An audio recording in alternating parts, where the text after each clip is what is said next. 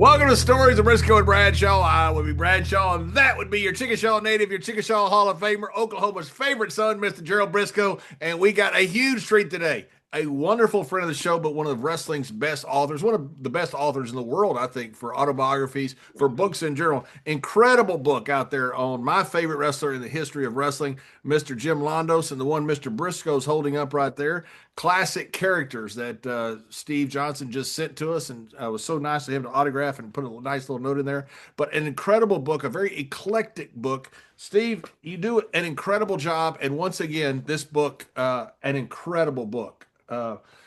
Congratulations. Thank you. How did you get such an eclectic group? How, because all these wrestlers, we'll get into more about the book, but there's so many different wrestlers in here. How did you decide on such an eclectic group? I've been writing, Greg Oliver and I have been writing about wrestling now for God knows how many years. And we took a look at some of the things that we did 15, 20 years ago. And they're kind of like those flower vases you have on the kitchen cabinet. You take them down every 10 years and you say, my goodness, look at all the dust and dirt that's accumulated on these. So I took some of the stories that I did many years ago, and in light of new research and new information, dusted them off and freshened them up and put new twists on them. And there's several of those in the book. And then there's just, John, there's just a lot of things that weren't quite rising to the level of a book, but needed to be between covers somewhere. And we can get into some of those guys. The more I dig into wrestling history, I realize how little I've actually scratched. There's just such an incredible assortment of things that happened before, let's say 1984, that actually formed the basis for wrestling. And those stories are interesting, they're informative, they're educational. And so I've tried to tell some of those in this particular book. Yeah, and Steve, real quick before Mr. Briscoe hops in here, with the book, you of course you've done such a wonderful job. Greg Oliver, a terrific writer as well, helps you with it. Now, Greg is not. If he wants to write about hockey, he probably should move to Florida. That's Yeah. right. Because from what I understand, Mr. John, Briscoe you're told me, getting us in trouble again. We'll never be mentioning slam wrestling again. Greg is the greatest until we text him about hockey, and then he just like ghosts us for like months. He goes away, man. Ghosts us for months at a time. Well, we had Yeah. started, of course, we did the Pro Wrestling Hall of Fame series of books, the storytellers, the heels, the heroes. You guys are quoted in some of those. John, you appear in a couple of those as well. And we wanted to keep that series going. So I took this book consists of things that I've written. Greg's going to be doing some of his things in the future, but we wanted to keep the Pro Wrestling Hall of Fame series going and updated. And I think we can probably keep it going on and on and on as long as we find things to write about, and there's at least a few hard bodies out there willing to buy them. Well, Steve, it's just that's amazing. exactly true too, Steve. John and I were talking when we were doing the research at the last couple of days here, and the territory days were such fascinating days in the history of our business. A lot of these young people really don't realize what went on, but there were so many unsung heroes back in that day that we call them just back in there. We didn't call them enhancement guys or jobbers. We called them journey guys. Guys would go around and help get the top guys over. The business was filled full of those type of guys who have great stories on their own and were great individuals. Sometimes they come into territory at the right time and they'd hit the right promoter, the right opponent, and they would become stars in that certain territory. Then they would leave and they go back to a regular job of enhancing guys on the other territories there. But you did such a great job. A lot of these stories, like when you're a rookie, the old thing said, well, what did you do as a rookie? You sat in the back seat of a car, you kept your mouth shut, and you listened to the stories. A lot of these names that you have in this great book, Classic Characters, were guys that I grew up sitting in that back seat and listening to the stories and wow, I'd like to have met that guy. Well, you bring him back to life there, which I really appreciate because it's like reliving my beginning days in the business. So I personally want to thank you on that. And some of the guys I always really looked up to, Dr. Ken Ramey, which he did such a great job of describing Ken. I didn't know a lot about Ken. I didn't know I knew he was an accomplished radio guy and repairman and all that stuff. But what a brilliant guy, and he brought some. I didn't know Dory Funk Sr. was the one that really enhanced his career like that. So, and then, reading about Bobby Madigoff, the guys that I heard so much about, the Gallagher brothers. I mean, when I went into the Carolinas, even in Oklahoma, when I was bringing in the Gallagher brothers, Doc and Doc Gallagher, those guys were famous, and I didn't know them at all, but through the stories in Oklahoma and Carolina, I felt like I know them. But then I read your book here, and it just brings them alive. So appreciate it. And like I said, this is as a young guy in the business, you just sat back in that back seat and you enjoyed all the war stories that you heard. And I think that's a lot of these guys are really missing out on learning the history of our business by being in that position, sitting in that back seat of the car. And to emphasize that point, a lot of the interviews that I've done over the last 20 years, some of the best information I've gotten are from the Journey guys, because they don't really have the reputation at stake or the title at stake as some of the top guys who might be a little more reluctant to shed their identity. Hanging from the or talk rafters. straight. That's right. So those are some of the best sources that we've had over the years, are the guys who were the mid-level guys. They saw everything, they were around everything, but they feel less constrained to talk about it than others. And so I have a whole section here devoted to guys who, quote, we're building the business. Hey, Steve, I've got to ask you, because reading this book, I didn't, it's funny because me and Mr. Briscoe love to do our history with our podcast. There are a lot of names I just didn't know, and they're fascinating characters, just like you say, and it's so well written the way you document them. Prince Mleus, this guy, holy cow. The fact that the whole world doesn't know about this guy is shocking. People always get on me about Jim Londos, who I think is the greatest wrestler of all time. Oh, well, he might have been something. No, I think he was the GOAT. But this Prince Mleus, what a stud this man is.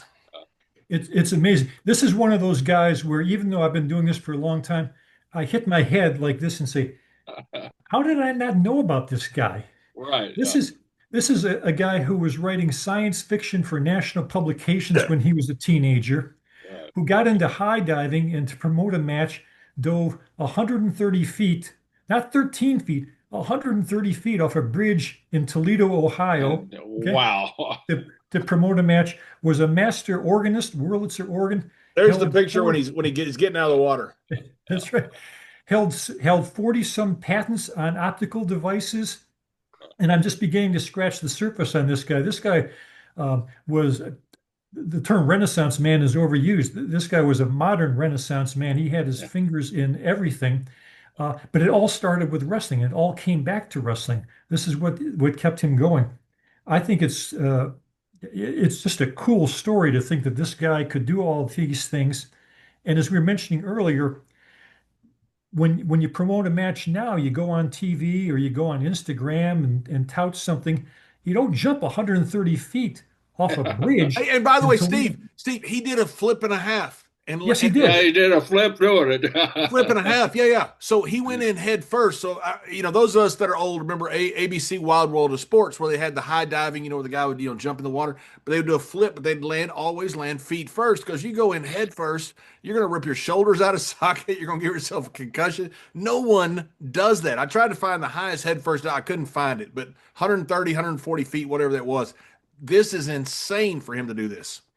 It is insane for him to do. And then on top of that, he had such an active imagination that he was a little bit hard to track, because he wrestled under a lot of different names and a lot of different aliases. And so you have to see, is this him wrestling in 1944 in Mansfield, Ohio? And then there's a paragraph that says, Prince Alaki is famous for diving off a bridge in Toledo, Ohio. Oh yeah, that's the same guy. Is this the guy who holds these optical patents in California? Oh yeah, it's the same guy.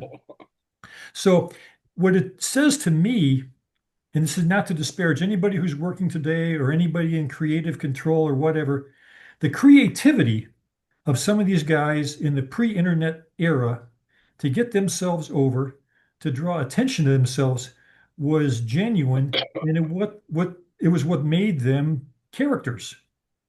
Yeah, and you're exactly we've said right, this many Steve. times, Steve, about how guys promote themselves, and there's nothing like that today. And as great as social media is, there's no excuse not to have this, to go back to this template of what worked. Those guys would go into a town. Farmer Burns, famously, the great wrestling trainer, would let himself be hung by his neck, and he would Yeah, sing, he would by whistle his neck. by his neck. He would be hung by a noose, and he would whistle Yeah, while he's up there. That's how he promotes some people. Go look, they go, oh my God, I've got to see this guy. Some of yeah. these kids today, they're such great athletes, they could be doing this stuff. It's just shocking to me that nobody's gotten this template and Yeah. brought it in the modern day, because the way these guys did stuff was just amazing. And too, John, you figure these guys, back in the days cause they were riding trains 14, 15 hours a day, and they get into town. The first stop they do, they get off the train. They would go right straight to the newspaper office and sit down with the editor of the newspaper and give interviews. And from there, they go straight to the bar or the saloon and challenge any comers that was there. After a 15-hour train ride. I mean, it's phenomenal. The talent, the diverse talent that all these old timers had. I mean, you had to be more than just a wrestler in the ring. You had to be a promoter. You had to be a talker. You had to be a politician. You had to cover all your bases there to get over back in those days. And even somebody who we'd consider a world-class agitator and overall kind of tough guy to be with, Dr. Jerry Graham, got himself over at the start of his career, and we wrote about this extensively in the book, as a hypnotist. Yeah.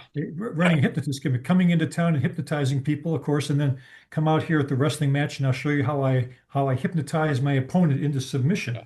It's Yeah, imaginative and, yeah. it's He was imaginative the and one that creative. Vince McMahon talks about when he first got in the car with him, and talks about how he fell in love with the guy. He just running red lights. I mean, Dr. Jerry Graham was nuts, wasn't he? Yeah, certified. I mean, Yes. certified. I mean, we in Yeah. a wrestling business full of crazies, he might be the craziest, right?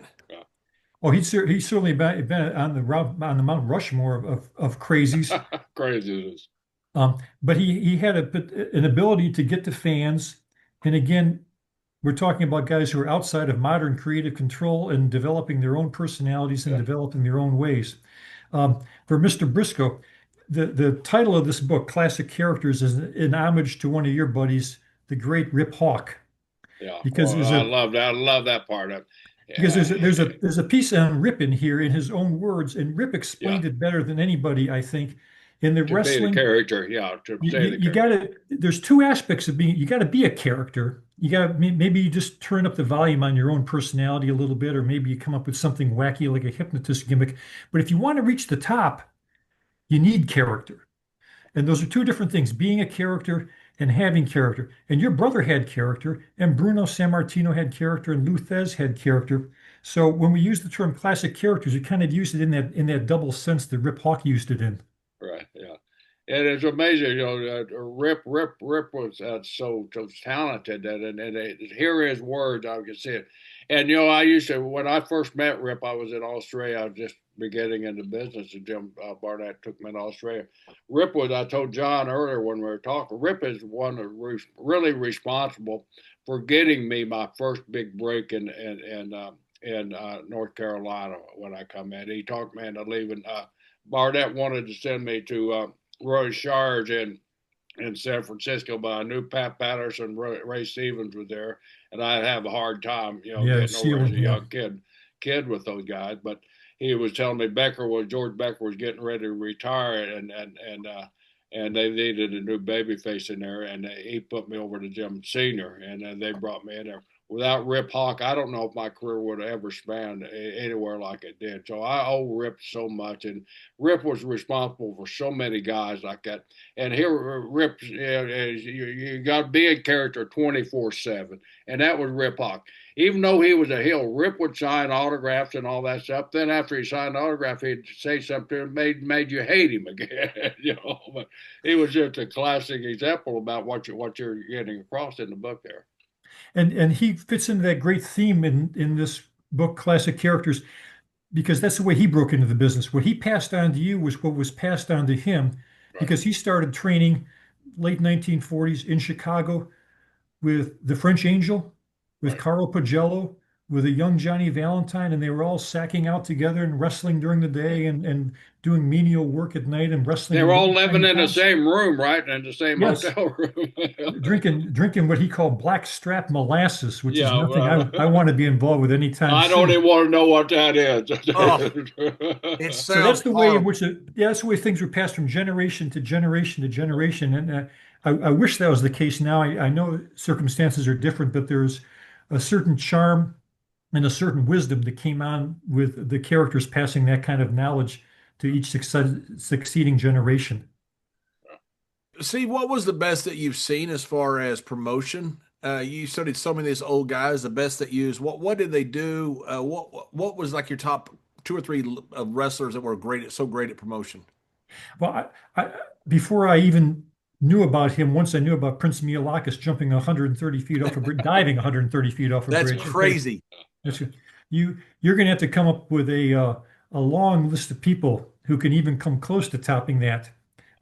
There's another story in here about Nanjo Singh, who was not a good person. He murdered his wife, actually. But in terms of promotion, when he thought he was getting kind of the short end of the stick from Toronto, he had a sandwich board over his shoulders, like the guys Wow. walking up and down the street. And across the sandwich boards, promoters unfair to Nanjo Singh. So he was in effect picketing the box office, got a lot of publicity for doing that kind of thing. Okay. That's something I can't imagine anybody would think of today, but I would certainly put that way up on top of any list. We talked about Jerry Graham and his hypnotist gimmick. All these guys were genuine characters, characters good and bad, but they understood in a way that maybe some people have trouble today of being able to stir up the shit a little bit, okay, and get people interested, um, and get them focused on wrestling and what was going on. And the great thing is, when you pulled stunts like this, you got the sports writers interested, okay, and you get stories in the paper on this. Otherwise, a lot of sports writers wouldn't bother with wrestling. You know, they might print the results back in the tire ads somewhere, but these kinds of activities were the ones that led to the publicity in the sports pages, which is really the only way you could generate fans coming into the arena at that point in time in the pre-social media era. Yeah, Dick Murdoch. One time I was doing some promotion somewhere in West Texas at a news station, but it's just me going. Dick wasn't with me. We were tagging that night. But I remember when I left the building, I had to go do it. Dick says, "Make something happen, kid. Sell us some tickets." And so too many people don't think of it that way. Make But that something really happen. that's all you're supposed to be doing. You've got to create something that makes people want to see you or see the show and buy a ticket. Too many people just kind of want to, get through the interview, be nice and polite, and I'm not saying not be nice and polite. I'm saying create interest. That's what Dick was saying. And that's what these old guys, they knew because they lived off ticket sales. Just like we did back in the day. Sure, sure. And another example to throw in there was, we're all familiar with Honky Tonk Man. And I try to make a point in this book for folks who aren't aware that the original Honky Tonk Man was Sputnik Monroe. And Yes. we don't, you don't think of Sputnik Monroe going around carrying a guitar and singing and being Honky Tonk Man, but that was in the late 1950s when Elvis was really big. And so he's kind of rock and roll Monroe, which rolls off the tongue very nicely before he was Sputnik. But that got female fans to the arena to see this Elvis knockoff who's going around town with a guitar, hair slicked back, got the ducktail going on. It's really a clever kind of thing that happened, 20 or 30 years before Honky Tonk Man did his thing. Proof again that there's really nothing new in wrestling. It's just kind of recycled because the previous generation has forgotten about it. Yeah, that John and I laugh all the time. Well, he was the first to do this. Bullshit. No, Yeah. there ain't no first. I mean, you have to really be creative to be the first. I mean, just along those lines there, talking about a guy that I knew fairly well, Louis Martinez, a little bitty guy. I was telling John, the guy was what, 5'2", 5'3" max. I mean, but he was like 230. I mean, he was built like a brick shit house, as they say. But he wasn't. He was very vertically challenged there. But the guy Reba. I mean, that's where Reba first came from. Tito Santana. That's right. Years later, Reba. Lewis was doing that 40 years before Tito was even born, probably. And it's okay to copy that kind of stuff, but I've kind of seen my role in this over the years is what you just said. Let's try to see where that started. Let's try to see where that Right. originated. Like in the Landis book, who invented the sleeper hold? Well, we know the answer now. It was Jim Landis who invented the sleeper hold. Who was the first to really chant a Reba? Well, yeah, Martinez was. Uh,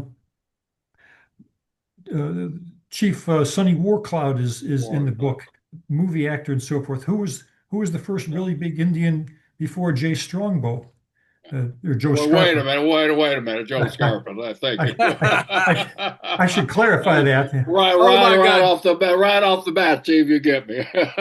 Steve, I cannot tell you. We had Jules Strongbow on our show. How many times between Jules and Mr. Brisco that Chief Jay was referred to as the Italian or Joe? Yeah,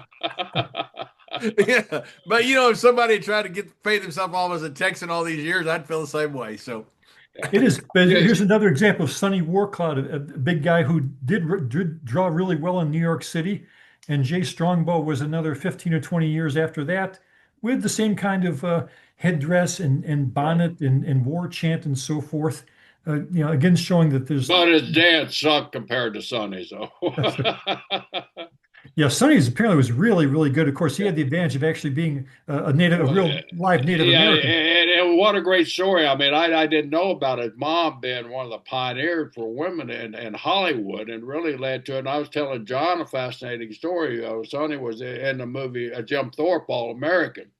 Well, at the time that movie was produced, what's his name? Jim Thorpe was a real activist on Native Americans being able to appear in movies, and Native American roles. And they have Jim Thorpe's life story. Who stars in it but Burt Lancaster? And then Jim Thorpe kind of protested the role, and to placate Jim Thorpe, they gave him a walk-on deal as a butler or something like that, just walking on handing a medal or something to Burt Lancaster, who was playing him, who was playing Jim Thorpe there. But that just shows. But Sonny, I didn't know all the Hollywood stories about Sonny, which I was really, really glad to hear. It's interesting because if you think about it, he would have been a great lead for Jim Thorpe. I mean, he was actually an athlete. Right. But at that time, Hollywood, as you said, went with Burt Lancaster to play a Native American. That's creative control that probably could be looked at and frowned. But guys had to accept their place in those days.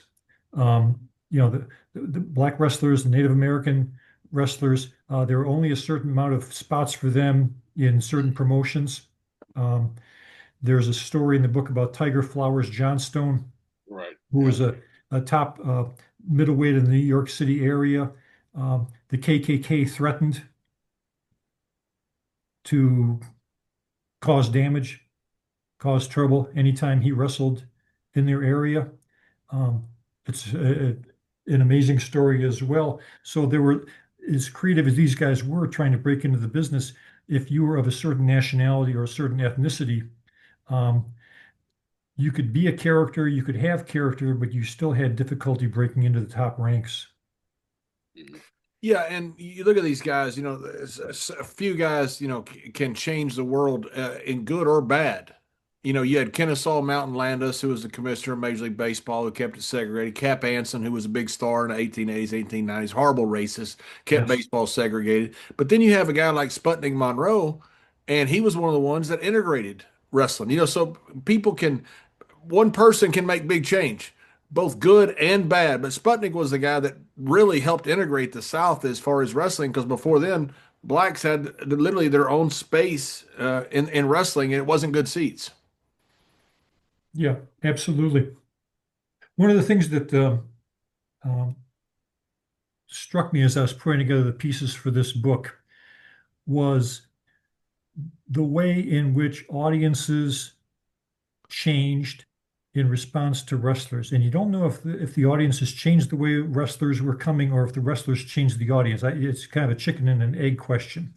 Um, when Sputnik was a rock and roll hero, for example, and then uh, as a heel in Alabama, a woman Well, yelled, you said something there. Was Sputnik, did he start out as a babyface rock and roller? Is it? started out as a babyface, Well, I did started not out as know that. kind of a Gorgeous George kind of knockoff when Yeah. Gorgeous George knockoffs were really popular in the early 1950s. I mean, we'd never think of him that way now as we know him, but he changed of necessity, really reflecting his own personality, I think. Yeah. Did the fans hate him because he was a heel, or did they love him because he was a heel? Um, that's a that's an age-old question, and it's true of a lot of teams in the book. The Gallaghers, um, Yeah. Bob Orton Sr., tough as a $2 steak. Did people hate them because they were heels, or did they respect them? Um, because they had a sense that this was someone of character or someone who was being a character. I don't think I can probably answer that in total, but it's an interesting question to survey when you look at the wrestlers in the territorial era. It is an interesting question, especially and today as well. You know, it's I think the dynamics a slightly different, but it's an interesting question for almost any generation. Um, Bob Orton, I want to talk about Bob Orton in a minute, but I was just thumbing through the book, so I wasn't texting or TikToking. So when I was looking down, I was looking through your great book because I lost you had a Turkish heel in here, right? You had a heel that was a Turk, right? Was that right, Steve? Um, I thought you did. Maybe I'm that's wrong. it. Yeah. Well, Yeah. Pete It did. Legimi, It yeah, did. yeah, Pete Legimi. Several guys actually wrestled as Turks, even though they were Greeks or Italians. He was a Um, Greek, right? And he wrestled. Did he wrestle as a Turk? Was it Pete Legitimate? Did he wrestle as a Turk or just real yes, he wrestled. Middle Eastern? Yeah, wrestled sometimes as a Turk. He was a nut. Yeah, Well, that's what it seemed like, and it reminded me a lot of Yusuf Ismail, the first great heel at the turn of yes. the century, the Terrible Turk, the original Terrible Turk. You know, we talk about nothing's new. It reminded me so much of Yusuf Ismail. Um, One point I wanted to make in the book was wrestling is full of what ifs. Okay. What if this had happened, or what if this hadn't happened? Would the business have taken a turn for the better or for the worse? And there's a ton of what ifs in this book. And I don't want it to be speculative. Most of this is based on serious research. But one piece that I spent a lot of time on were the origins of Fritz von Erich. Um, when I was at the Notre Yeah, I mean, Dame, cut y'all, but in the book, you got it's talking about Ed McLemore, who Fritz bought Ed the McLemore. territory from, was one of the big chapters in your book. It talks about the young Fritz. yeah, that's right, the young Fritz. I was at Notre Dame a couple of years ago going through various documents. I should say by the side, the state of historical research is great because last month, a team of folks, including Bobby Fulton and Jim Cornette, went to Notre Dame to do research. And That place is on John and I's wish list to go. it is. To me, I just said, my heavens, Jim Cornette stepped onto the Notre Dame campus. I would have thought the whole sinkhole would collapse and everything would disappear down into the earth, but no, it The holy withstood. water is boiling, actually boiling Yeah. right now. It's just like That's boiling right. over. Like, oh my God. I And just can. I heard he was very upset because he had to walk from the parking lot into the library. It is. I just had this vision, and I posted this with a friend. I just said, Jim Thorpe is approaching the Hesburgh Library in Notre Dame, and Touchdown Jesus is going. Oh, Yeah. you got to be kidding. Anyway, that was a source for some great information on Fritz von Erich, who came, whoops, excuse me, who came this close to not ever being Fritz von Erich, or maybe not even wrestling. It wasn't until he had a break from Jack Pfeffer. He was working as Jack Atkinson with Ed McLemore, making dirt cheap wages. At the time, there was a wrestling war in Texas to begin with, so you were getting paid about as little as you possibly could. He couldn't make a living in Texas. He wrote Jack Pfeffer, the famous cranky promoter, at Ed McLemore's suggestion. Pfeffer blew him off once. who is one of the most unique characters, in my opinion, in our entire business history, He is is. Jack Pfeffer. Hey, Pfeffer let me Bloom. cut you off. Steve. I want Jerry. Sure. You have a story about Jack with his long fingernail, right? Yeah, Yeah, long This fingernails, is and one of the that's the craziest way things I've ever heard. This is nuts. He had a long fingernail so he could pick his nose. he had a long I mean, fingernail. He picked his some nose. guys had long fingernails to do like cocaine or something. He had it to pick his nose. He did. He had to pick his nose, and it served a double purpose. He also could stab pickles out of a pickle jar with that long fingernail without yeah. having to go fishing for it. So, the utility of a long fingernail is called multitasking. Fishing for a public pickle after picking your nose, you gotta be. Yeah, I don't know which came first, but either is pretty nasty. It But never occurred to despite me to that, look at a jar of pickles and thought, if I just had a long fingernail, that's right. Yeah, maybe a toothpick or something. oh my Um, God. Despite the fact that he wore his lunch on his clothes every single day of his life Yeah. and didn't really wash them to begin with, he That's what I was gonna remained say. he remained a real power in the business. He was one of these guys who knew everybody and probably had dirt on everybody and retained some degree of influence. So it was only natural for Jack Atkinson to go to him to look for a chance to break through. And at first, Pfeffer blew him off. Atkinson tried again, and that time it succeeded in 53. And Pfeffer directed Jack Atkinson to Tony Santos in Massachusetts, who was running opposition to Paul Bowser. So it was a pretty low level thing, but that's where Jack Atkinson became Fritz von Erich. He couldn't very well be in Boston wrestling as Jack Atkinson, former blocker for Doak Walker at All American. SMU. Yeah, that meant next to zero. So the name was concocted for him there. That's where the whole identity Wow. came into being. And he was able to parlay that into a long and very successful career. The what if part of it comes, what if he had been blown off a second time? Would have been very easy. He's just a little guy in Texas nobody's ever heard of. What if he had decided to instead continue his career as a firefighter because he had worked as a fireman in Corpus Christi and doing that instead of going into wrestling? Well, then we're talking about a whole different course of action, not just for For wrestling. decades to come. Yeah, for That's right, decades to come. but for his family and, Oh and my all that goodness. happened Now, subsequently. Texas wrestling. Yeah, and that's a massive what if, and it shows you how close the borderline is between the guys who made it and got the break and the guys who didn't get the break. And then what do they do with that break?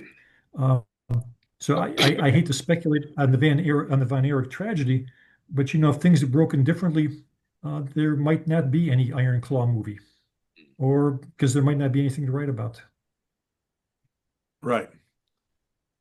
You have some a chapter in here about Jerry Graham. Just because people that don't know the story, will you tell the story about him stealing his dead mother? Yeah, he was. I mean, when people talk about We're crazy laughing. We're things in laughing, wrestling, but wow. people talk about crazy things in wrestling. I mean, this isn't within the realm of possibility to say this could happen. Jerry Graham had an unusually strong relationship with his mother. He was, you know, a mama's boy, I guess, for lack of a better term. He grew up in Arizona with a guy named Phil Melby, who I talked to at length years ago and was a wonderful source for everything Graham because they trained together, they drank together, they wrestled together as kids. Um, and at some point, I'm not a psychiatrist, but something went wrong with Jerry. Screw I got am. He's a loose. freaking idiot. That's right. In psychological terms, he's a nut. Yeah. Which brings a whole interesting question was wrestling actually a sanctuary for him? Might he have been even worse if he'd been outside of wrestling and not had a place to express himself so wildly? His mother passed away in a Phoenix hospital and he didn't get there on time, unfortunately. He took his brother Jim, who I'd talked to at length. Jim just died a couple of years ago, went into the hospital with a gun and decided he was going to expropriate his mother's corpse. Wow. Get it on a gurney, fired at least one shot into the hospital. Nobody wanted to mess with the guy, and wheeled his dead mother outside in the parking lot of the Phoenix hospital And at that point, according to his son, just kind of broke down. Um, so, it's sad and it's wild and it's hard to believe and it never should have happened. And I don't know if this could have happened in any other business than wrestling. No, no. You know, It's just insane. I mean, seriously, if you think all the possible outcomes that could happen, stealing a mother's corpse and shooting up the hospital, that's not within the realm of possibility. And then with being able to walk out of the hospital on your own 2 feet too, and not get shot yourself. That's right. yeah, and of course the authorities had an enormous time getting this guy into the police car, taking him downtown, getting him into a cell because he would fight that with every ounce of his strength. And even though he was way overweight at the time, he was a strong guy, and he was not one to, let's say, I, wrestle with I'd police read at their somewhere weapons where accused of I'd see abuse. where they couldn't even get the handcuffs on him because his wrists were so big because he'd gotten so far out of shape. They Yeah, couldn't that's even that's handcuff exactly right. He weighed 350, maybe 400 pounds at the time. And you can only imagine what kind of disruption he caused him. when he's actually in the jail. Um, at that point, But you know his what? If like you're in the jail, say, hey, dude, what are you in here for? I So, guarantee nobody in there expected the answer that he came up with. no, and I wouldn't mess with anybody. Now, on the slightly positive side, that whole incident ended up sending his son and his other children to foster care, where they prospered over a long number of years. And Jerry, as you know, Mr. Briscoe, just kind of continued to spiral downhill from that, which was an enormous waste of talent, but it's I guess the way he wanted it to be. and this guy, I mean, we kind of bring that up because it's so unique, but his impact on the business was, Luke Graham, Crazy Luke, and Eddie Graham, and then on down the line to superstar Billy Graham. It's just his influence on the wrestling business was just tenfold. Even though he had that little problem there, but. The guy was one hell of a worker and could put asses in seats, as they say, anywhere that he went. So the guy was phenomenal. Jerry, did There's you ever work with him? No, I never worked. I worked with Luke and of course Eddie and the other Graham and Billy, but I never worked with What'd Doctor. they say about him? Oh, they say he's crazy. I mean, and of course, we'll tell us. They would, of course, that was the main story, but there were a lot of other stories. I think a couple of things happened in L.A. when he was really big out there too. That maybe Steve knows that was kind of awful long with. Well, later in his career, there's a story in the book that's great that Bobby Fulton told me. Bobby Fulton was putting together a card as a teenage promoter. All of us as teenagers put together our dream cards. Well, he actually got Jerry Graham to come to a card of his in Southern Ohio in 1977. And of course, this is a big deal. This is the world famous Dr. Jerry Graham, who's been on the cover of magazines, coming to wrestle on a little independent show in Southern Ohio.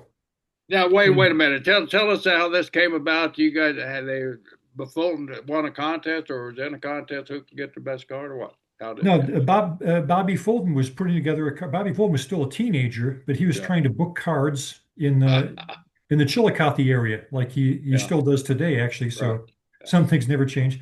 And he found that he could actually get Jerry Graham to appear on his card in 1977. Wow. Bobby was 16, maybe 17 years old. Jerry Graham to come and headline his card in Southern Ohio, independent show. Of course, he thinks this is the greatest thing in the world. You've got a guy who's been on the cover of magazines, is nationally known, coming into a little Southern Ohio town to wrestle. What a coup that is. Okay. Yeah. Well, Bobby gave him, I'll find it here. Bobby gave him a $150 payoff, and that was gone in no time flat. Jerry had ripped up a country music joint that refused to play N-word music. Refused He to play stiffed what? there N was word. yeah, N-word. Yeah, he Oh my goodness. went to a pizza joint and insisted they play N-word music, and when they wouldn't, he ripped up the joint. Went to a Was he drunk or just well, rage yeah, quit? It's sort of like you and Ron ripping up the friendly tap, John. that's right. Oh, we're not done yet with this one story. Then he goes to a pizza restaurant stiffs the pizza restaurant on the bill after he's drinking beer straight from the pitcher, okay, one after another, goes to the Fulton family, gets in the bathtub and breaks it. Breaks a bathtub. Breaks the bathtub with they had a fiberglass tub. It was 400 pounds, and apparently the tub was only rated for 350. Oh Uh, God. that's just that's just one day in the life of Jerry Graham. Oh, You know, And you know what you I, said was the most important thing, Steve. That's one day. that's one right. day, He could keep us writing forever, and of course, who knows what else um, he might have done. There's several stories in the book here that haven't been published before about Jerry Graham, and we could go on and on about that. And it's fascinating. He probably doesn't quite meet Rip Hawk's test because he was a character of the First Order. But when it came to the character test, he was an utter and complete failure. And that's probably what kept him bouncing from territory to territory, not having the integrity to represent the business properly, and got him kicked out of just about every territory that he worked in from the 60s until the late 70s. And but remind us also again, in those territories, he was a top guy, so the promoters used him for that at least, you know. He wrestled in Calgary as Abdullah the Butcher's tag team partner. First of all, can you imagine that tag team? Wow. If you're an opponent, if you're an undersized Gerald Briscoe looking at that tag team, you're saying to yourself, I hope I got my insurances paid up. Yeah, Um, it's just a little example of that. We're in Puerto Rico, Jack and I. First time I ever seen the the Samoans. You know, they back in the early days, they're 400 pounds. You know, like this and hair out there. So we're standing in the ring. All of a sudden, the Puerto Ricans, there's like an ocean, a wave coming, and they just started splitting the sea there. And we look out, and I see these two guys. I look at Jack. I'm terrified. I said, Jack, what are we going to do? He said, anything they want to do. So, well, one that's of the what you do. Samoans broke the toilet in the sportatorium. I don't remember which right. one. I have to ask James Beard. James Beard will know the story. Akbar used to laugh all the time. He sat on the toilet and the damn thing just imploded. I mean, like went in like little bitty chunks of porcelain. I mean, just the whole toilet just freaking imploded. So it can happen. It can happen. What I was going to say was, so I asked Abdullah about what it was like to partner with Dr. Jerry Graham, and Abdullah said that he was a kind man, even a gentle man, when he wasn't drinking. And then there was a little pause. However, he was drinking all the time.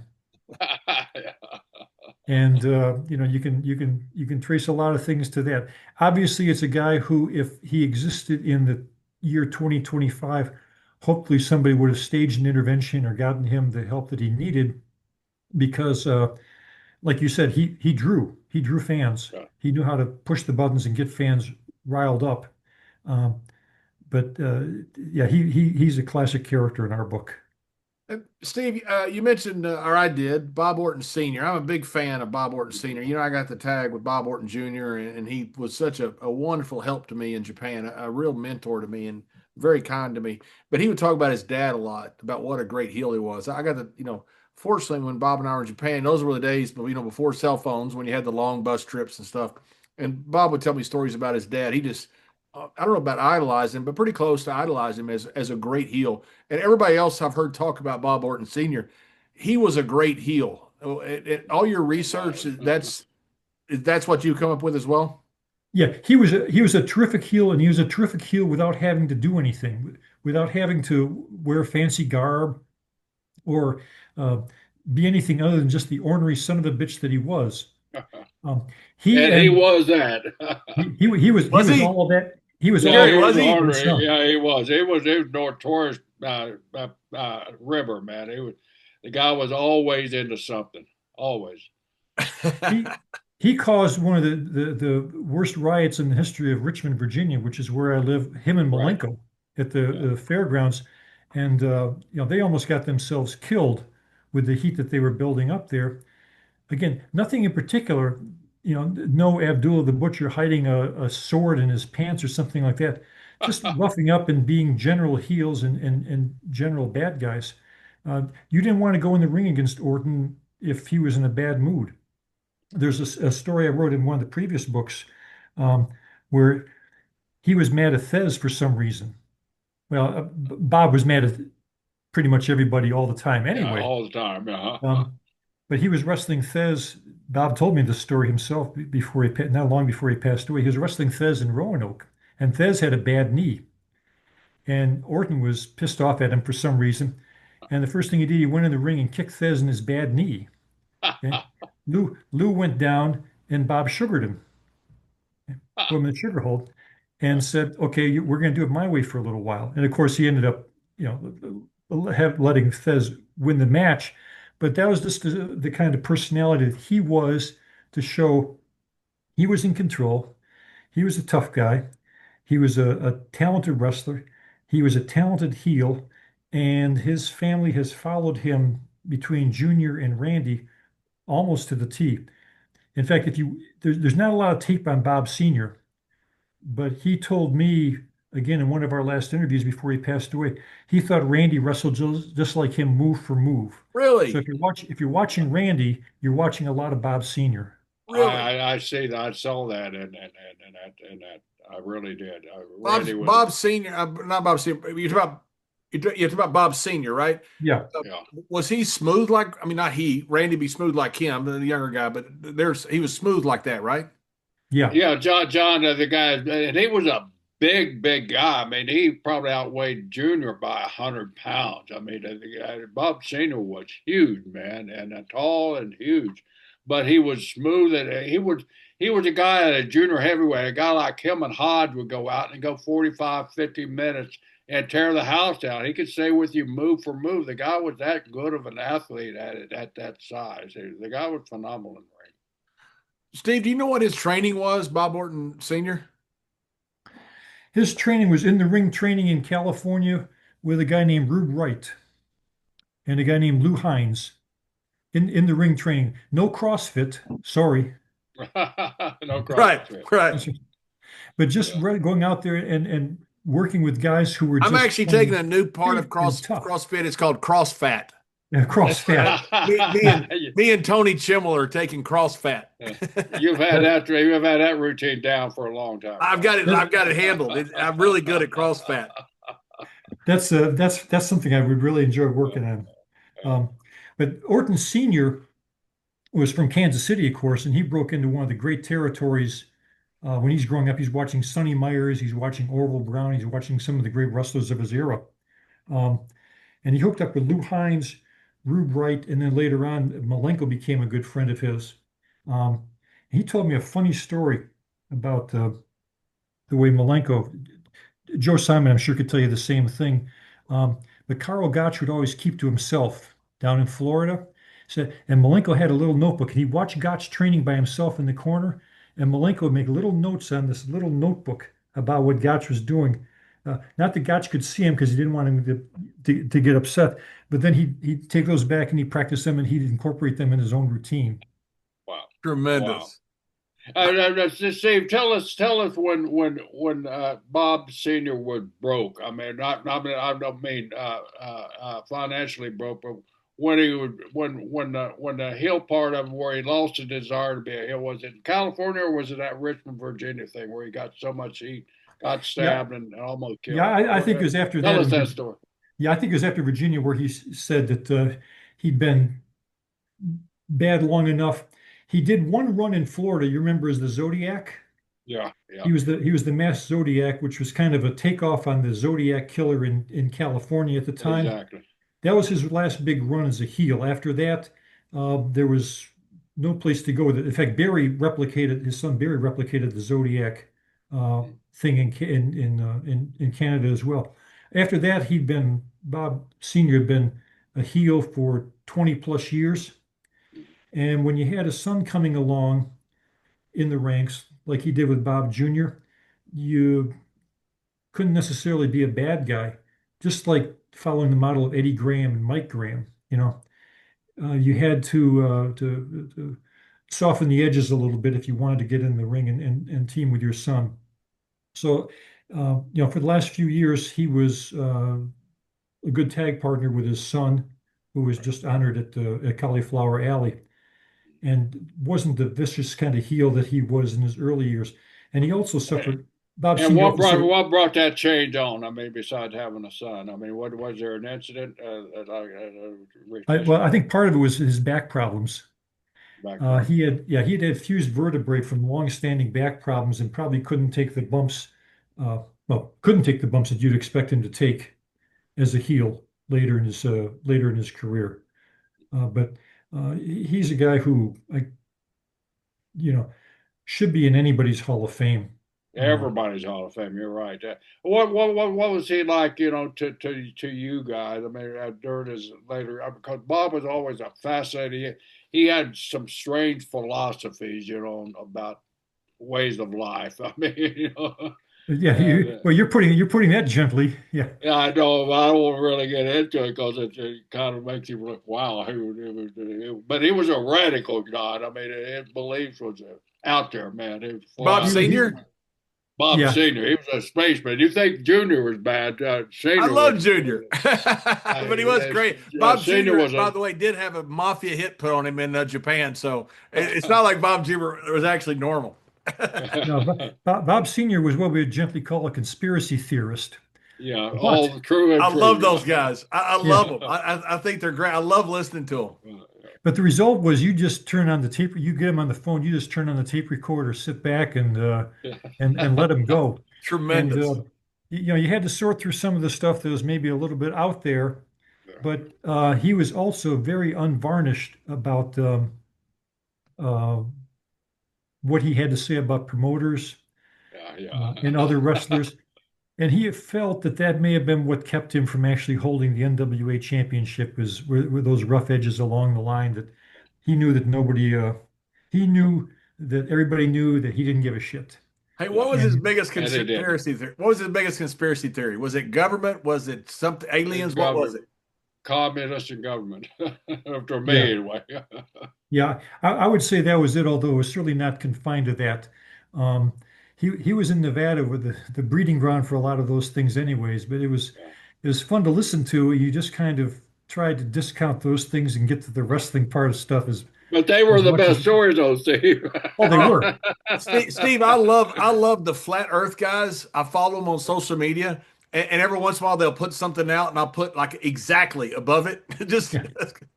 but I never tell anybody whether I'm ribbing or not, which I am. But people are like, oh, I No, know you're it. not. You're crazy. You're nuts. It's just all the feedback I get. I love it. The conspiracy theory guys are awesome to me because they have a rational reason. It may not make perfect sense when you like put it down on paper. Go, this makes no sense, but they have a reason for what they believe. You know that the moon landing was fake. That the government's in a cabal with all the rest of the governments around the world. And they're all against us. It's just fascinating stuff.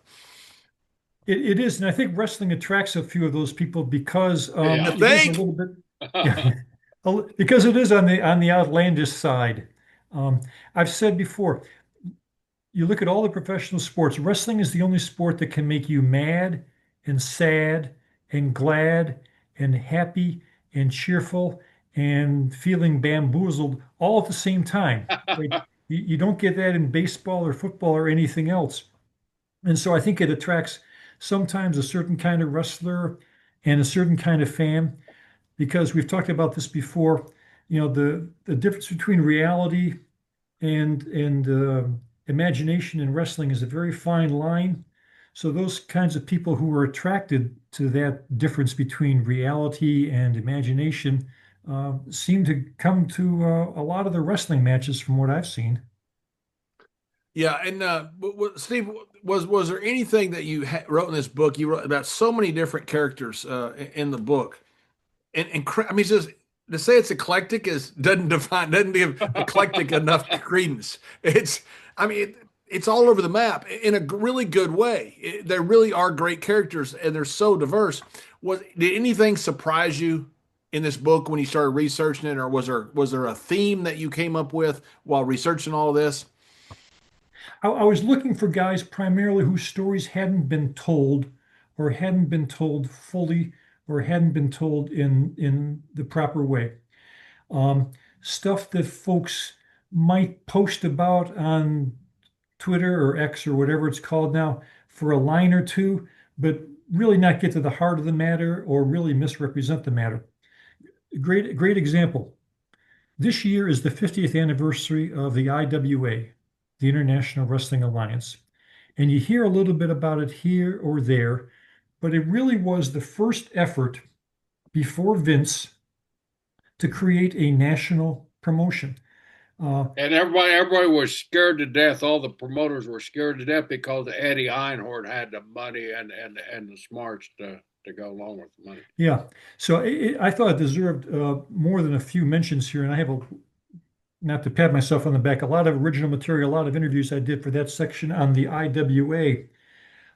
That is another what if. What if Eddie Einhorn had not run out of money, or what if he gotten some partners or gone a different direction? And there'd actually been a national promotion in 1975 with distribution across the country that was wrestling A, B, C, and D cards in different areas where wrestlers would move from A area to B area to C area and so forth. It attracted a lot of attention. Most people don't know that Lars Anderson, Larry Hanimi, joined the IWA because he was given the rights to promote IWA cards in the Minneapolis area. Boy, what an interesting thing that would have created with the established AWA and Gagne promotion. It's a great story. It was probably a little bit ahead of its time. It wasn't run particularly well, but as you said, Gerald, the establishment was just scared to death. There was some fear going on, but everybody, his booker, Pedro Martinez, helped me. Yeah. That was the weak link. Everybody knew that was the weak link in Eddie's promotion. There was a booker, and if he had let Ernie, because we all thought Ernie was going to get the book there, and if Ernie would have got it, I think it might have come out a little bit different. It might have, and also they had trouble getting access to the big arenas because promoters, the Crockett's, for example, had. Yeah. It's not too strong to say they were in bed with the local arenas and had. And they were. I mean, they were. I mean, and that's the reason that Vince brought me in, because he couldn't penetrate those buildings in the South, and I had the relationship through my working with Crockett's and Barnett and Graham, where I knew a lot of the building managers in the South, and I was able to open those doors up. And it was the same with Eddie. He couldn't get into those venues, like you say. So if you change that just a little bit and say that he can get into maybe the Greensboro Coliseum or a couple other places, you wouldn't need much. You just need a couple. Maybe get into the Garden or get into the Veterans Coliseum out on Nassau, and provide a firm foundation. Then you might have had something in the way of Vince 8 or 10 years before Vince actually did anything. So that's another. It's a fascinating what if. What was the biggest holdback to Eddie Einhorn doing that? Was it access to different buildings? Was that what it was? He said it was access to different buildings. I'm kind of agreeing with Mr. Brisco that the promotion end of things handled by Pedro Martinez wasn't entirely right. In fact, getting back to our good friend Rip Hawk, he drew a gun on Martinez one time when Rip was responsible for counting the receipts at the end of the day, and the payoffs weren't matching the house. And he drew a gun on Pedro, telling him that he better play fair with the boys, or he was going to be walking with a cane from there on. And Rip would have done that too. So there was a little bit too much. It was new school in the way it presented wrestling, but there was a little bit too much old school behind the scenes, being run like a territorial promotion. We did a couple series on Jim Barnett with Tony Richards, and it was just fascinating to me. Every major national network deal from the beginning of America to Australia to WCW and WWE went through Jim Barnett. It was crazy. The guy, what a run that guy had. But the coast to coast television, national TV, pretty much left with Jim Barnett and didn't come back till Saturday night's main event in the mid 80s. There's just that huge void there. I've always wondered what was the closest anybody came. You think it was Eddie Einhorn that if he just could have had a better staff around him? Because I always thought one of Vince's successes that he had that was so good was what he built around him. He wasn't building a wrestling business. He was building a business. And I thought that was a differentiator. And John, that was always the talent's opinion too on Vince too. Like Jack Landa told you when everybody was deserting the ship going for that Ted Turner Monopoly money down there. Atlanta told you as long as that guy's sitting in that chair, they were in good hands because he built a good infrastructure. That's what, and I agree with Stephen there. I think that's where Eddie kind of fell because he had the money, he had the TV backing through MLB, the Major League Baseball connections. He had all that stuff in place. Sort of like a guy we're seeing over in Jacksonville right now. He had all the stuff in place, and maybe his infrastructure isn't quite as good as the main company. But I kind of compare that, Stephen. How about you to what Eddie Einhorn was building? Well, the IWA was in 20 markets across the country 4 months after it started. Big markets too, not just little markets, but huge markets. Yeah, had 1 million viewers, okay, across the country. Way more than. And we're talking 1976 or what? 1975. That's way more than whatever Vince Sr. was drawing at Sunnyside Garden off TV and on WOR or whatever channel they were on at the time. So the ability was there, but it wasn't run the way it was might have been run. Einhorn then sold his basketball business because he was the big basketball guy in the pre-ESPN days.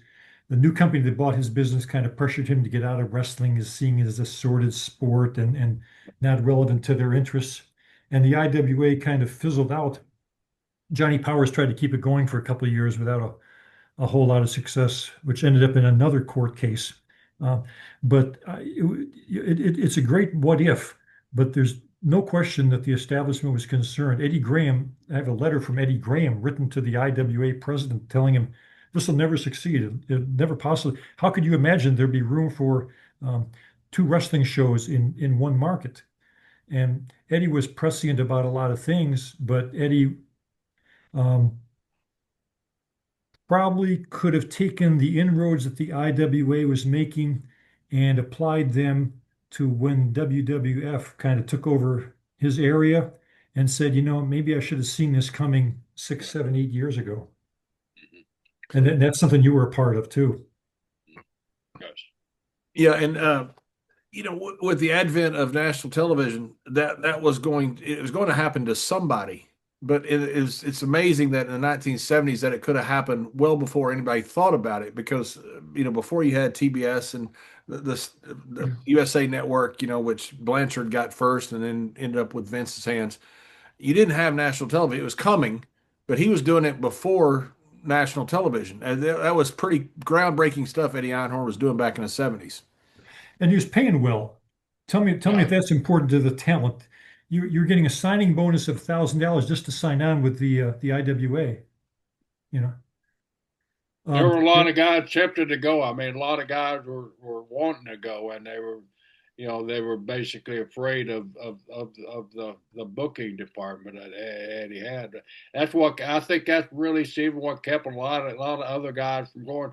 Because you look at his roster, he had some damn good talent on that roster. He really did. He had some of the biggest stars in the country. Thunderbolt Patterson went over to him. Ernie Ladd was there. Koloff was there. A lot of the great workers, a lot of former future champions were over there with him. So he knew how to recruit the talent. He knew how to recruit the talent, and they were also in discussions to create the IWA version of the Major League Baseball Players Association. Yeah, some kind of organization that would represent a union, which That's what brought Thunderbolt into the picture. Matter of fact, what was the promise of doing that and putting Thunderbolt as a leader or as a voice in that department. And that must have been appealing to a lot of people to feel that for those wrestlers who felt as though they'd been jerked around by promoters long enough to be able to have some kind of organization or association to speak up for them was also, I should say, would have been groundbreaking in 1975 had it come to pass. But Steve, I've always wondered about back in the day, as they say, were guys really jerked around by promoters that bad? And the reason I say that is there were how many territories where you could actually make a living in the United States alone, 10, 12 territories. I don't know how many, but you had a ton of territories. If you had a bad promoter, you go somewhere else. I mean, I didn't quite, I don't, what do you think? Does that argument make sense? Oh yeah, I think it makes sense. There were a lot of people. I'll give you a good example from the book. Ken Ramey went to Detroit to work for the Sheik. And we've talked about Ken before. What a great referee, what a great manager. He starved to death there. He was ready to sail off to Australia Yeah, for the rest the of his parts life. unknown. Yeah, just take a tramp steamer, and you'd never see Ken Ramey again until Funk Sr. got a hold of him. That's just one example from the book where a guy went to a territory with a promise, took his family there, starved to death, and came, this close to getting out of the business. So I think that's very true. I'm not sure how it was with Crockett's when you were there, Mr. Briscoe, but because they had a reputation for paying well, but that's Yeah. why people flock there, is it not? That's exactly why they flagged. The reason I went there, of course, I had the promise of being elevated on the card from Mr. Senior Crockett. But you're exactly right. And the same goes, goes for like my brother Jack. I don't know if he nearly quit the business over Nick Goulas when he was working Nick Goulas's territory. You ever hear that story there? Jack was, had his kids and everything early. Leroy sent him down to get some experience from Nick Goulas. So Jack's making the proverbial $25 a night, and starved trying to send money back to his wife and kids, and starved, basically starving to death. Had an old Pontiac going around a mountain back before interstates, and they had a landslide, and a big boulder fell on the hood of Jack's car, total Jack's car out. Well, now you're looking at a college guy that just got out of college, got a wife and three kids that can't send money back home, and can't, has no transportation now. He kind of locked in by himself there, depending on other people. He went to Nick and said, "Nick, I need $100 to get my car repaired. I'm not giving it to you. You'll leave." What he knew Jack was going to leave, and finally, I think it was Sputnik and Monroe gave Jack $100 to get his car repaired, and Jack got his car repaired and went back to Oklahoma and was going to quit the business over that fall. It's another what if story. Yeah, exactly. But to me, I'm neither for nor against unions. I don't know the answer. I know when there was talk of unionization one time after the Montreal screw job, I said, look, I don't care either way, but I'm making more money than I've ever made in my life. I ain't unionizing against that man in that corner office that's paying me more than than I've ever made in my freaking life. That was just a personal anecdote from one territory that with maybe one of the best pay guys of all time in Vince McMahon. So maybe that's not a fair anecdote, but isn't that kind of what if you have a union, isn't Nick Goulas still a cheap guy who's going to try to not pay guys, or the Sheik not pay TV? I mean, does it really help that much in the territory system when guys are going to do basically whatever they want anyway? Steve, what do you think? Because I'm neither for unions nor against them. I'm very agnostic about it. I think as a practical matter, getting a few hundred wrestlers to agree on something would be very difficult. Um, and it would be very easy for a few top guys to split off and do their own thing and leave the journeyman down the road who might benefit from some kind of group or group healthcare plan at least. Yeah. I think, I'm just not sure how feasible it was in the territory days. And I think that's probably a factor in why guys went from territory to territory looking, well, I can make $50 here. Let me go here for a little while. Um, Let me stay away from Arizona. Phoenix is a rapidly growing city, but I know I'm going to make absolutely no money there to live off of. Um, and you didn't want to burn your bridges either. So you kind of took what you could get unless you were a top name who could really command top dollar. Yeah. And You had something else in your book about, I didn't realize Paul Bosch was such a great military hero. I mean, good Lord, when his group's fighting in the forest and he starts with 170, 190 men, he's down to 30 at one point. And he talks about trying to climb through water that's just blood red from one of the guys who had been killed. And it's just unbelievable stories about Paul Bosch. Yeah, one of the things about Bosch is that he would be a hero even if he never set foot in a wrestling ring. And he wrote a couple of accounts. I have them over on my shelf over here of his experiences in World War II. They're horrific. We talk about paying our dues now. Those are guys who paid the ultimate sacrifice with their lives, and I have a couple of stories about them in the book. As we get farther and farther away from World War II and the Korean War, and even now the Vietnam War, we forget about the guys who had to serve in those times, whether they wanted to or not, and they did because they were patriots. Uh, there's a story about John Gasick, who was the first wrestler killed in World War II at Operation Market Garden, which later became a tremendous movie picture about Paul Bosch. Don Lewin, Mark's older brother, served at Iwo Jima. You have the book in front of you. I don't, but I think they started out with 150 men and ended up with 30, something like that. Yeah. And they just took it into stride. That was part of the existence in which they grew up with, knowing that life was harsh and life was not fair. And it probably toughened you up to the point where a career in wrestling wasn't all that difficult. Rip Hawk served in the military. Sergeant Rip Evers, Right. he came out with with a new appreciation for what it was like to have hard work and to engage in hard work. Um, I wouldn't cast aspersions on anybody who wrestles today, but what the wrestlers of that era went through is very different than the um, years of military training that Prince Mleus went through, almost died because of friendly fire, and then went back to become a heel wrestler after that. That's different than going through the Performance Center for 2 years. Right, right. Have you ever been to Normandy?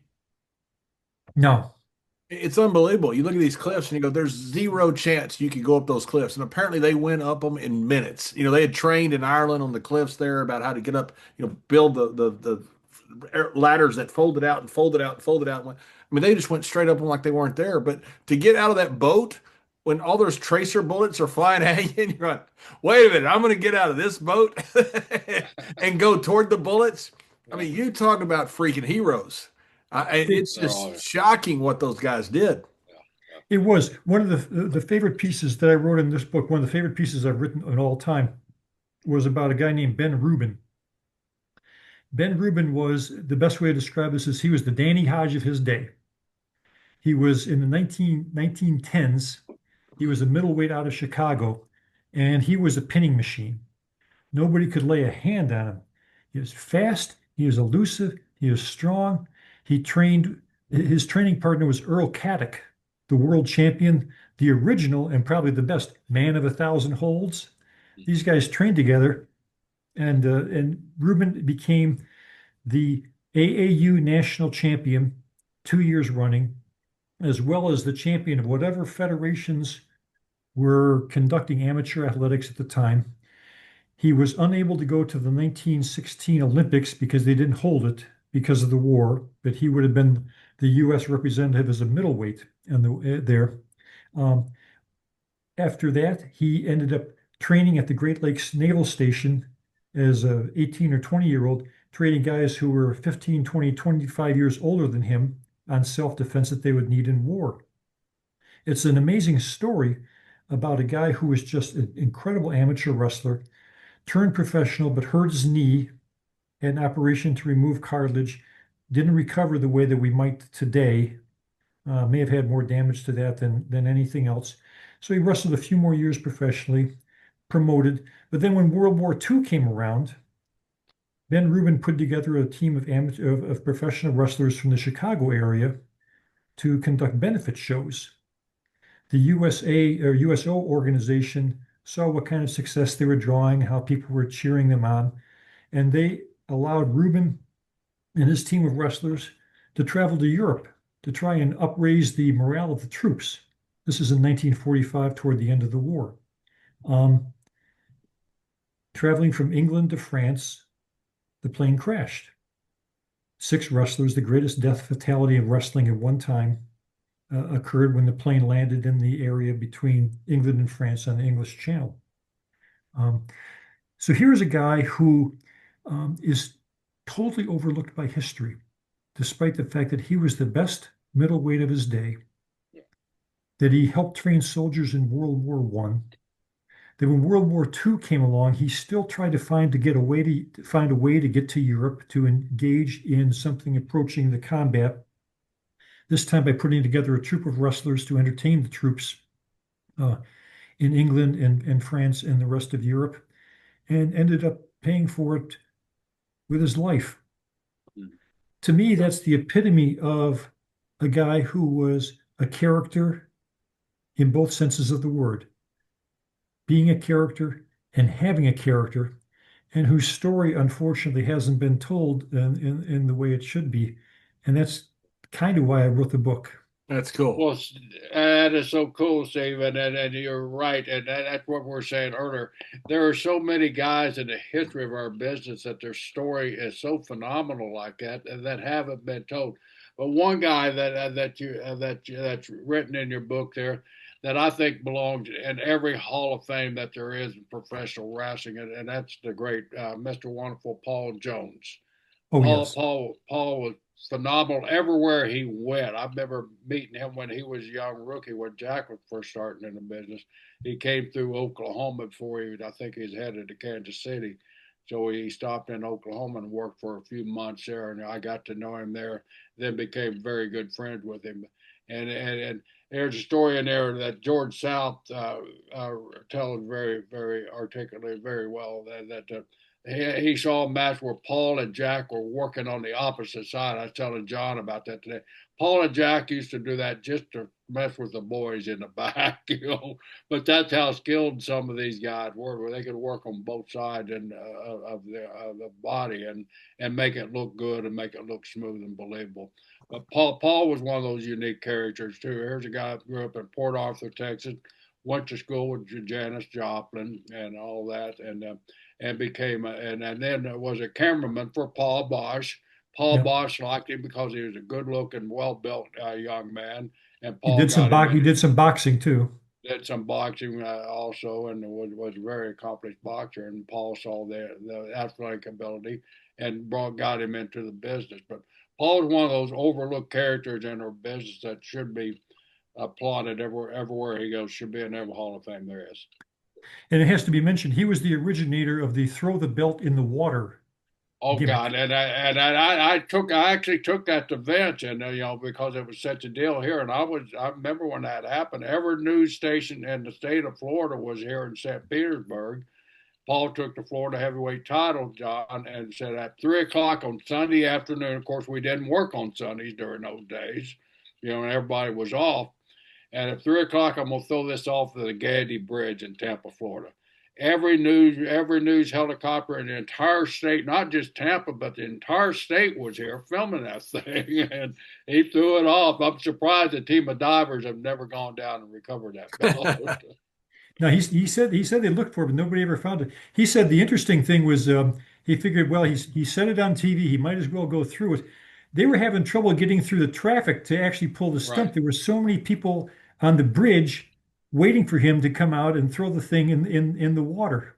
Yeah, yeah, And of course, that's been duplicated many times, but the first was the best. yeah. Yeah. Always. Jerry, there were some guys when I wrestled down in Mexico back in the early '90s that would do an arm drag spot where they do left arm, left, right, left, Yeah, right. The arm drag, yeah, and it looked so weird. It was crazy looking, because you're not used to it. You're used to, Americans working the left, and then right, some countries would work the right. But to see a yeah, person do feed for a left arm drag, feed for a right arm drag, feed yeah, for a yeah, left arm, it's yeah, it's wild when you see people do that. It yeah, throws you out of your comfort zone. yeah, exactly. Well, My Steve, My dad's cousin, talking about World War II, my dad was too young, his brothers were in it. My dad's cousin fought Joe Louis several times around the loop for the soldiers. Now, it was more of a sparring match because obviously my dad's cousin was not a boxer of Joe Louis's level, but he needed somebody to spar with and exhibition for the soldiers. But my dad's cousin fought Joe Louis many times. He died in the war. In fact, I've been over there to see his grave. but he died during the war. But he fought Jill Lewis several times. And to my dad's dying day, I would say, that Muhammad Ali is the greatest of all time. And he go, he doesn't hold a candle to that Joe Lewis. He just refused. He refused, but anybody over Joe Lewis. He was thought Joe Lewis is the greatest thing ever. Stephen, and the book, classic characters that you sent John and I that you graciously autographed for us. You said the last story in the book is one of the greatest stories you ever. And John and I both have gone over the last couple of chapters. What is it? What is your favorite story in this? My favorite story is Ben Rubin. Telling the okay. story of this guy that nobody ever heard of. And I actually did the research and found his grandchildren. One of his grandsons is a very prominent lawyer in California. And so I reached out to him and asked him, of course, his grandfather died long before he got a chance to know him. Asked him if they had any family memories of him and so forth. And the answer was no, we guess he was a wrestler. So there was a little bit of personal satisfaction in saying, well, I'm working on him. Let me fill in the blanks for you and show that this guy was someone that people idolized. He was a good American. He was a wartime hero in his way. And at a time when anti-Semitism in this country is an issue, he was a hero to the Hebrew community in Chicago. He was a hero to Hebrew community nationally because of what he did both in the wrestling ring and outside of it. If I can keep telling stories like that, and my buddy Greg Oliver can keep telling stories like that, and we have a little bit better sense of history of wrestling and who these people were, I think that's not a waste of our time. Steve, that's it's not a waste of your incredibly... time. And another story similar to that is the Oklahoma Kid story. You want to kind of get into that before? Well, I spent a long time. The Oklahoma Kid was terrible name. It was. He won from Oklahoma. What do you mean it was? He won from Oklahoma. In fact, he probably never stepped foot in Oklahoma. Good man. He's a good man. That's right. He might have got to Colorado at one point, but that would have been about it. He was mostly a big old Southern boy from Tennessee. He had started to establish a name for himself as a wrestling cowboy in the Sheik's promotion. And to get a little more seasoning, he was a big guy. He was Tex McKenzie size, except he had the advantage of being coordinated, which should not be underestimated. Okay. Yeah. And the Sheik sent him to Barnet in Australia. I don't know if you were there at the time. It was probably around the time when you started out. But he was working with Dom DiNucci, and he got a big push beating Killer Kowalski very early on, who was a favorite of Barnett's in Australia. Right. Yeah. Didn't report for a TV taping the next day, and they unfortunately found him passed away in his hotel room at a very early age. And so the question is, Ben, for years, what happened to the Oklahoma Kid? I finally made contact with his daughter, who had been asking for exactly this X number of years, exactly the same question. What happened to my daddy? Through Jeff Brown, researcher in Australia, she was able to get, and I was able to get the death certificate. We wondered if there was something funky going on there because there were always these rumors. He was a big guy. Maybe he was taking steroids or something he shouldn't have been taking. But no, he had a heart problem that had just gone undiagnosed. The interesting thing about this is that he appeared on the cover of Wrestling World magazine, which was the big publication at the time. If you were on the cover of Wrestling World magazine, you had it made. And there was a big story on the Oklahoma Kid in the cover of Wrestling World magazine that appeared just after he passed away. So another what if. He was poised to hit the big time. Unfortunately, fate dealt him a sad blow. So the long story is in the book about his daughter's attempt over years to find out what happened to her daddy. She found out in the end that he passed away of natural causes, but that's kind of less interesting even than the narrative story of the long journey that she underwent to try and find out what happened to the Oklahoma Kid. Wow. Steve, that's got to be really gratifying. I was with on a great panel with you with talking about the book of Jim Londos, Christine Londos, and you could tell she was so excited that you honored her father like that, and she learned things about her father that she didn't know. It's got to be really cool to families for you when the families learn something about their dad that they didn't know and tell you how much they appreciate what you're doing. Yeah, that really makes it all worthwhile to me. You know, I spent a lot of time, as has Greg, as have other researchers, and spent a lot of money trying to get the stories accurate and written fully and completely. Um, and the Heels book, which we wrote long ago and which probably needs to be updated as well, I did a piece on Mario Galento, another character of the First Order, and Was he ever? just received a really nice note from Smokey. Thank you for remembering Mario, and that kind of made it worthwhile. I'm not in the business of trying to solicit those kinds of comments, but when you do something and you write something about somebody that maybe their family didn't know, or maybe places them in context, yeah, that's gratifying to me in my wrestling writing. It's gratifying to me in my daytime job as a journalist as well. Yeah. See, what are you working? Are you working on another book now? You say you're about to take a break from writing. You've written a ton of books in the last few years. Are you working on anything now that you I, can I, tell us about? yeah, no, I'm working on a couple of things that haven't come to fruition. Actually, just to get off topic for just a slight second. Um, this summer, I've been working on a series of stories for our professional website and publications on Hurricane Helene 1 year after. A lot of it is survivor stories. Um, a lot of it is how communities have recovered or not recovered from the devastation of Hurricane Helene. Gerald, I was just up north of your area in Tampa, uh, talking to some folks who were affected by Hurricane Milton. Just flooding that was just beyond belief. That could be a book project. Um, after the hurricane passes offshore and after Jim Cantore leaves his duties at the Weather Channel, there's still a lot of cleanup and still a lot of human tragedy to deal with. Um, and that's something. On the wrestling side, Greg Oliver and I do have more books planned in the Pro Wrestling Hall of Fame series. They were kind of kicking around now. All I can tell you for sure is that we're not done. We have Good, good. more ideas, and That's we're that's always such a uncovering great stuff. that's such a great series.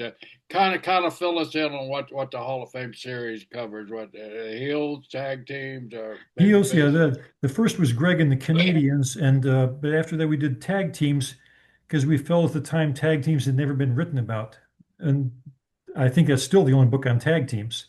Um, Went on to heels, went on to heroes and icons, which is the book on my shelf up there. If you hit somebody over the head with that 400-page book, you're liable to give them a CTE or a concussion or something like that.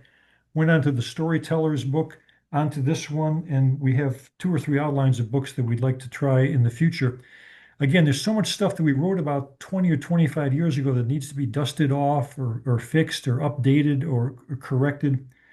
And then we're always uncovering cute little new things, whether it's a side conversation in Waterloo where somebody says, "Hey, did you ever write about this or that or the other thing?" I say, we never did that. We ought to look into that. There's something there that could be a part of wrestling history. Yeah. There's so much of our history, and so much of it has been kept under wraps for so many years. That's the reason John and I are so thankful for guys like you that get out there that are telling our story behind the scenes that's never been told before. A book that I've always I thought we had Ian Douglas on that just wrote a fantastic book about black wrestling history, and it's phenomenal. I've taken my time and read that thing cover to cover. Yeah, you Really enjoyed. talk about something that's been swept under the rug. Yeah, and Yeah. that they ethnic wrestlers and what brought them on and stuff like that. I always thought that'd be an interesting type book. So there's a lot of stuff we can keep shoveling. So yeah, nothing specifically that I have a contract on right now. Got some ideas, got some good ideas. Um, but you guys haven't heard the last of us. That's Well, that's good. the unfortunate thing I can tell Well, you. we want you on again. Steve, I was talking to a young wrestler who's a name I will not mention. I won't even mention the gender because I don't want to give this away because each to each his own, and I understand that. But I was talking to another wrestler about some history on it, and I asked this young wrestler about it, and he said, "I'm sorry, I just don't know anything about history. I don't keep up with it." Wow. And I understand that. That's your prerogative. But as we say all the time, there's nothing new in this business. And the things you can learn from a book like this are things you can you stick in the bag, as I love to call it. You stick in the bag and you never know when you might need something like this. Because if it worked back in the 40s, 50s, 60s, 70s, and 80s, odds are it works now. People are the same. Now, it may have to be changed. It may be a new iteration, but the idea that comes out of stuff like this, that's where you get ideas for your characters. That's why I never understood young wrestlers or people in the wrestling business who really didn't care about the history. We joke all the time about wrestling history started really before 1984. We always joke about that. It didn't really start with WrestleMania 1. But when you start looking at these guys, you look about how they promoted, how they moved in the ring, the different things they did. It was amazing to see these guys.